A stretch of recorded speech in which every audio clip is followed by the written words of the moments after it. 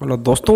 अंग्रेजी ग्रामर का एक बहुत महत्वपूर्ण टॉपिक होता है, वो होता है आर्टिकल, कि किस तरह हमें ए एन और दी का प्रयोग करना है।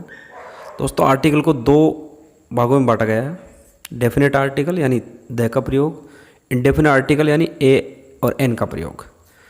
तो ए एन का प्रयोग कहाँ करेंगे और द का प्रयोग कहाँ करेंगे। आर्टिकल का प्रयोग व्यक्ति, वस्तु या स्थान के साथ होता है जिसके बारे में हमें पहले पता नहीं हो या पहले नहीं जानते हैं। आर्टिकल के प्रयोग के बाद वो हमारी जानकारी में आ जाते हैं कि ए और एन और दी का प्रयोग कैसे किया गया।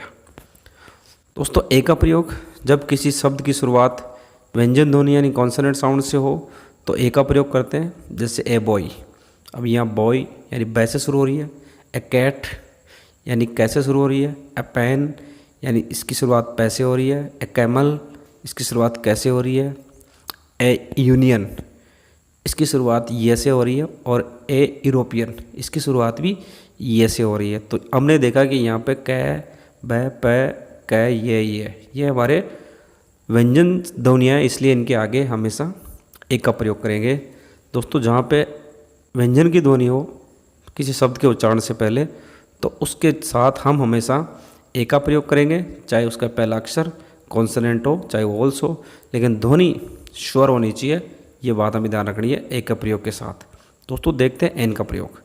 जब किसी शब्द की शुरुआत स्वर ध्वनि से हो तो वहाँ एन का प्रयोग करते हैं।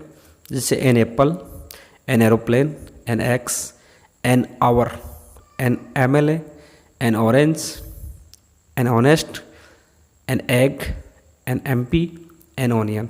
अब इसमें देखिए a apple, aeroplane, axe, hour, हालांकि एच आपको लगेगा कि यहाँ ए का प्रयोग होना चाहिए, लेकिन और आ की ध्वनि हो रही है। एम एल ए एम या ए की ध्वनि हो रही है। ऑरेंज, ऑनेस्ट, ये हॉनेस्ट नहीं होता, ये होता है ऑनेस्ट, एग, एमपी, ऑनियन। इन कंडीशन में इसमें हमेशा एन का प्रयोग करते हैं।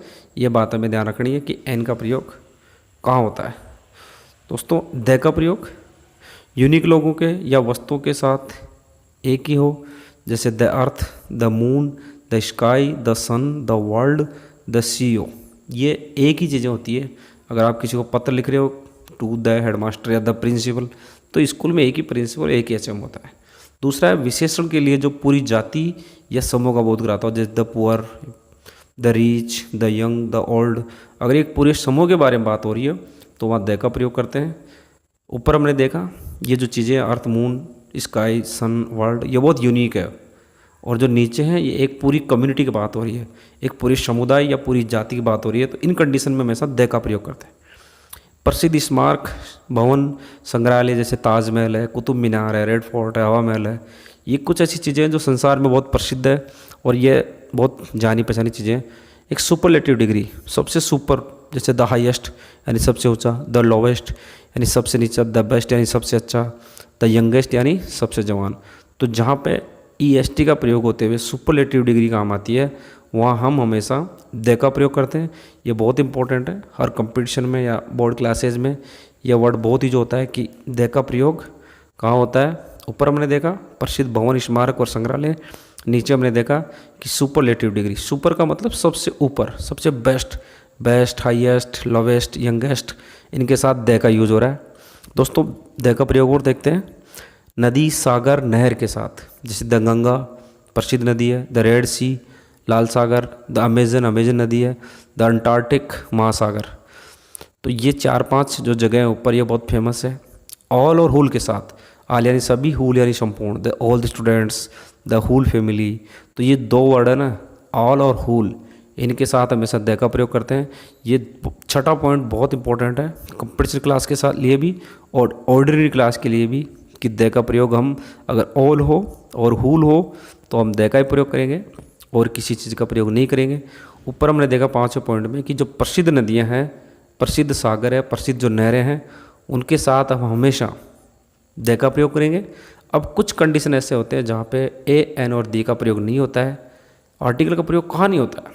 व्यक्ति के नाम, क्या किसी का नाम हो, बीमारी का कोई नाम हो, भाषा का नाम हो, देश का नाम हो, शहर का नाम हो, कोई कंपनी का नाम हो, यूनिवर्सिटी का नाम हो, तो उनके साथ कभी भी एन दी का प्रयोग नहीं करते हैं।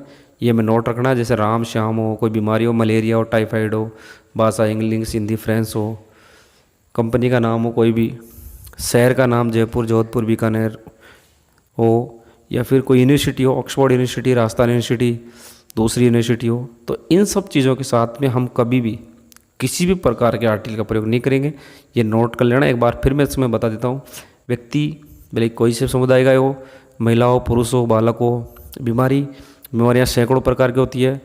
भाषा किसी भी कोने की कोई सी भाषा हो, क्षेत्रीय भाषा हो, अंतर्राष्ट्रीय भाषा हो, देश का नाम, हजारों देशों का नाम है, इनके साथ कभी आर्टिकल का प्रयोग नहीं होता है। दोस्तों उम्मीद करता हूँ हिंदी का यूज़ का प्रयोग आपको अच्छी तरह आया होगा। प्लीज़ सब्सक्राइब करें, शेयर करें, कमेंट करें। धन्यवाद।